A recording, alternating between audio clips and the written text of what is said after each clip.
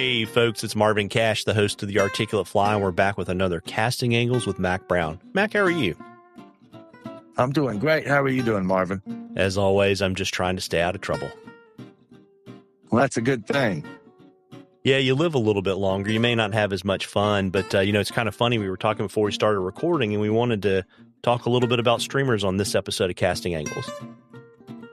Yeah, I think that'd be a good thing. We did a little hike today. It's the first time I've been able to walk in about 3 weeks with the cold snap, and Atlanta got nice weather. And so today was a gorgeous day here, about 70 degrees.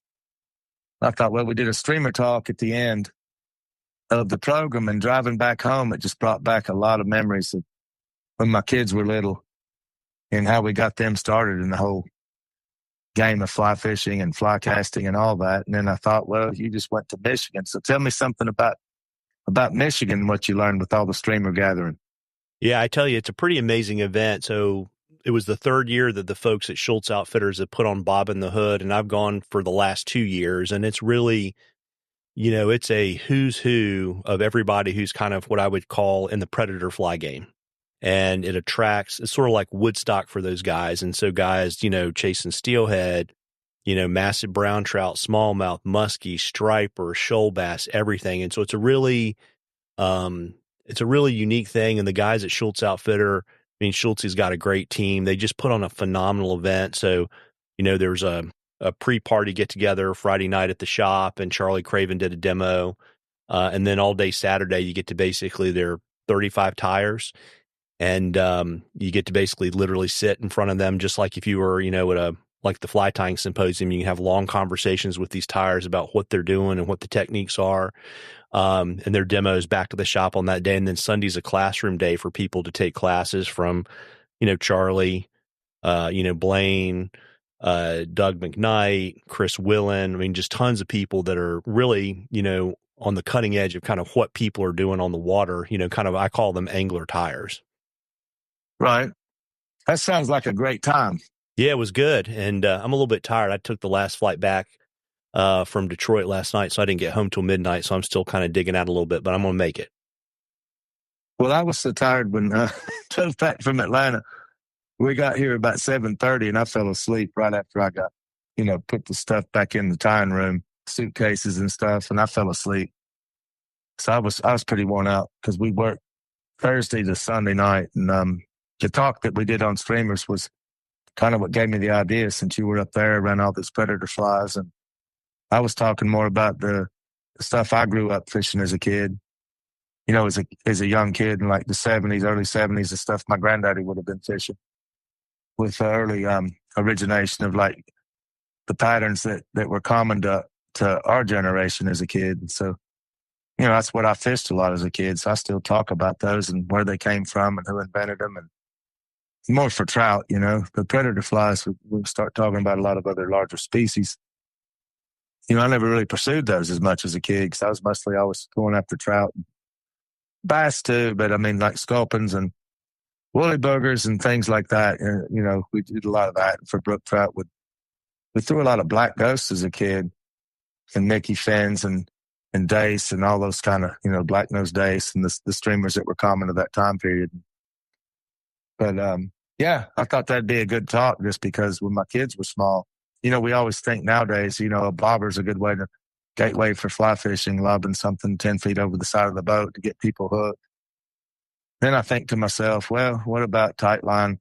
Everybody's into talking about the tight line techniques. That's a gateway, because then they won't really have to learn to cast very far if they're throwing mono 10, 20 feet.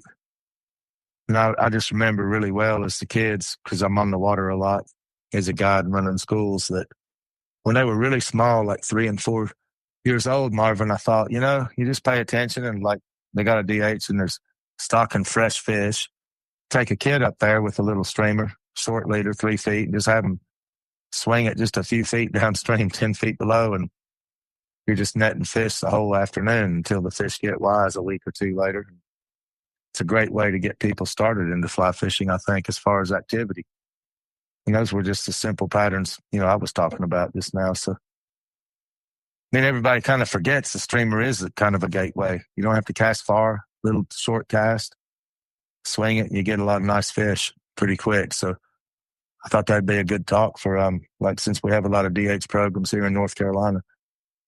Yeah. And I think too, you know, as you kind of progress in that, you know, obviously when those fish get first dropped in, they're not very educated. I mean, I can remember finding some and you mean you can literally hook the same fish 3 and 4 times, right?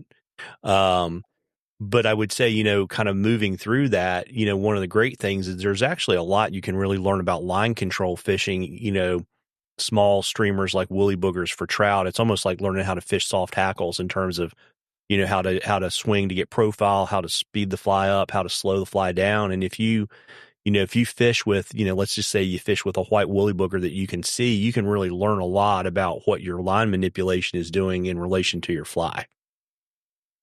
Exactly. And you learn, yeah, with mending, I mean, to speed it up or slow it down, just using simple mends when it's getting close to the swinging point where it turns the direction at the fastest place. Like you can slow it down and extend it by taking the rod, you know, pointing at different places. And I've got pictures of both my kids at like 2 and 3 years old doing that all over the upper and up by Webster and the Tuckasegee, you know, right here through town when they were just little bitty. I mean, they're so little. It was the hardest thing when they were that small, Marvin, like in the winter months, was to find something to keep them dry because you put them in the smallest pair of waders and the waders would be taller than their head, you know? So I'd have to take a belt. And I mean, it was kind of, they don't really make waders for kids that little, you know?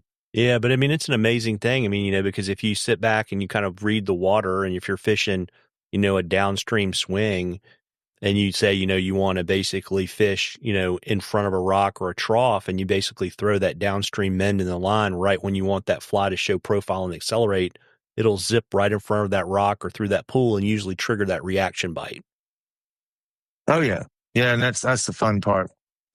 When you get a positive result, pretty simplistic. And a lot of advantages doing that too, talking about across and down, you know, with streamer when they're a kid like that or somebody new that's never really fished a lot, it makes it pretty easy because you got the tension, you know, to all the way to the fly in your favor, and anything that hits it, pretty much you've already caught it. So, I mean, I'm not saying that in a bad way because we want people to have a positive experience, but you know, the reality in that scenario is the fish hooked himself. I mean, you're just holding the rod at that point, but it's like different doing that versus throwing it up, pulling the fly in the speed of the water, which takes more. You know what I'm saying? There's a whole lot of different ways, but I just think as we introduce these concepts to people that are fairly new to it, I think it makes it where, okay, here's a gateway that's fun. They had fun. They got a result. And then they're going to move on. Hopefully, and, you know, they're not going to do that forever. We're going to graduate into the other nuances of the sport that present more challenges and more, not to say, I mean, I just think that's kind of what it's all about. I mean, I wouldn't take a kid and start them out with the hardest thing by any means. Yeah, and I would say too, you know, that's even before we talk about, you know, now kind of the comp guys have kind of brought the jig hook game to small streamers, right? And so, Mm-hmm. you know, to be able to have that kind of line control and, you know, because I know you talk a lot about like, you know, it's not just a dead drift, like you've got multiple presentations and that Right. jig presentation, and particularly when it's cold like it is now, like we're going to warm up a little bit in the mid-Atlantic, but that water is going to be cold for a good while. The ability to Oh, basically yeah. pause and hang that fly and to animate it is a really, really powerful bite trigger, you know, because those fish are going to be pretty lethargic. So, I mean, that's kind of another arrow you can put in your quiver as well. Oh, it is. And then it goes on to like the balance, you know, the balance flies for like on lakes and things where we don't want the jig. 'Cause, you know, once they get used to seeing that up down, I mean, that works great when they hadn't seen it, you know, jigging like streamers and things in a deep run. But then you get like even in a deep run in the winter, a lot of times something that's more balanced actually gives you a better result, which is fun too for I don't know. I had to do that a lot. I remember fishing a lot of those balance flies with the kids when they were small. And there was times where those would outproduce. You know what I mean? Like on a jig, like number 10 jig hook or number 8, just because the fish got used to it, you know, and they'd see something go up, down too dramatic. Then it was better to see it just the whole silhouette sink level instead of like diving nose first every time. And then you go to lake fishing, right? You put that under an indicator, and those things are just moving up and down really gently, just with the little bit of the wave on the surface of the water, right? Mm-hmm. Yeah, that works really good. Like if there's a little bit of chop up top, and it gives it a, you know, really nice action underneath. So Yeah, but it really is a good gateway. One of the guys that was in the streamer talk there in Atlanta when we finished, he was asking, he's like, I'm brand new. I haven't even gone yet. And I said, well, this is actually a good way for you to get into it. Like, just keep your eyes, open this time of year and into springtime it's a great way for somebody new to get some results. To sit there and tell somebody brand new to dry fly is a whole lot different. I mean, it's like to get somebody where they're really going to dry fly well, I think takes a whole lot more years of experience. So, I mean, I wouldn't recommend that for anybody starting out. Even though we started out that way, I think that that's the best way after all these years guiding and being involved with schools and education. I think streamers really the best gateways to get them into it. Yeah, and the great thing is, I don't know, gosh, probably the last 10 to 15 years in fly fishing, we've had such phenomenal improvements in terms of, lines. So like, I mean, I just think about, when I first started fly fishing versus today, like how many lines SA makes, right? But then also how much better the rods, particularly the bigger rods, have gotten. It's not just trout. I mean, you can pretty much, if it swims, you can catch it on a streamer and you can just kind of work on that thing and go all the way from, trout on the Tuckasegee to catching, marlin if you want to. That's right.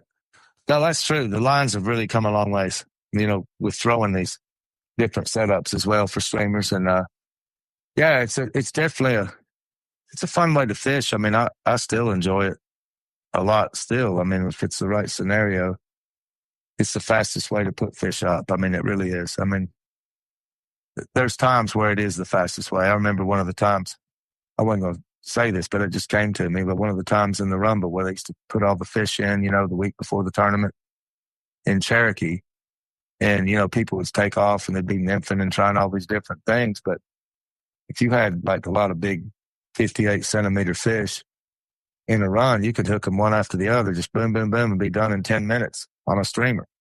But if you were trying to nymph all those fish out, it wouldn't have happened in 10 minutes. So there's a time where it's much faster for activity to be done quick.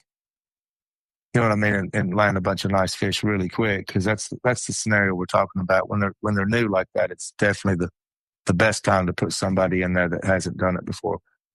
Absolutely. And I know too, this is your break in the fly fishing show season. So you're not on the road this week to get on the road next week to go to Bellevue. And then I will see you in Denver the following week. That's right. We're looking forward to Denver because Christopher's coming by. I'm looking forward to all of them, but Bellevue and all those are going to be great. I'm looking forward to Bellevue as well.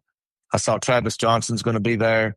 He's like, I think, national record holder in spey casting, and Maxine McCormick's going to be there. She's, of course, I'm a huge fan of Maxine, and she's one of my heroes, and she's going to be doing a demo, so we'll get to talk with her and hopefully get to spend some time with both of those folks. And there's still a lot of good shows to come, and Denver's going to have a lot of good folks, be fun to catch up with. And then San Francisco, Lancaster, and Great Waters, and that's it for me.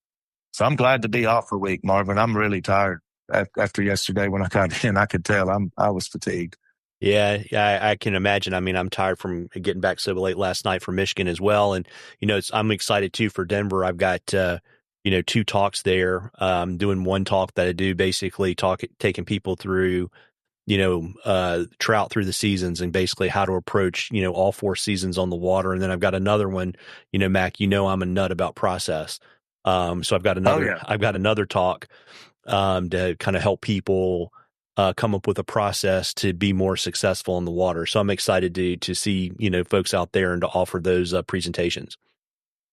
Well, that'll be good. I don't even know what I should know, but I don't know what they are yet, what I'm going to do, but I'm sure there'll be some presentations on something about related to fishing, but I'm not sure what they are yet. I haven't looked at it actually yet. So, but it was busy. I think they sent it out when we were in the middle of Atlanta. And of course I'm like, well, I'll look at it next week when I have some time off. So, yeah, but I'm looking forward to it. I know Christopher will be there again, coming back from Switzerland. I know, Rick Hartman's going to be up there from Texas. And I know a lot of my folks that live out there in like Utah and Wyoming are planning on coming down to us. There's going to be a lot of fishy people in Denver. I really think that's one of my favorite ones in the whole country for sure. Yeah, absolutely. And folks, if you're interested in predator flies, you may or may not have seen this, but one of my new projects for 2025 is actually a new podcast series focusing on predator flies called The Butcher Shop. And you can find that, wherever. Episodes will start coming out probably in about a month.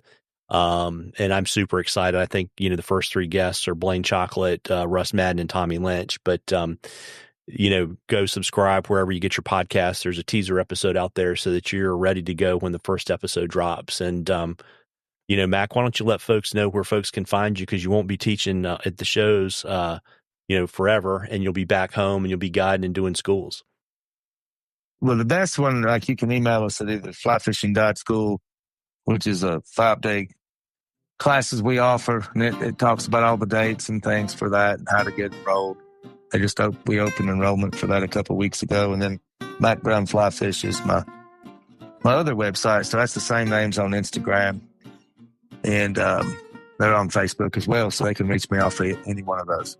Well, there you go. And as I say, folks, if it's warm enough, get out there and fish. If you can't fish, tie some flies or go to a fly fishing show. Tight lines, everybody. Tight lines, Mac. Tight lines, Marvin.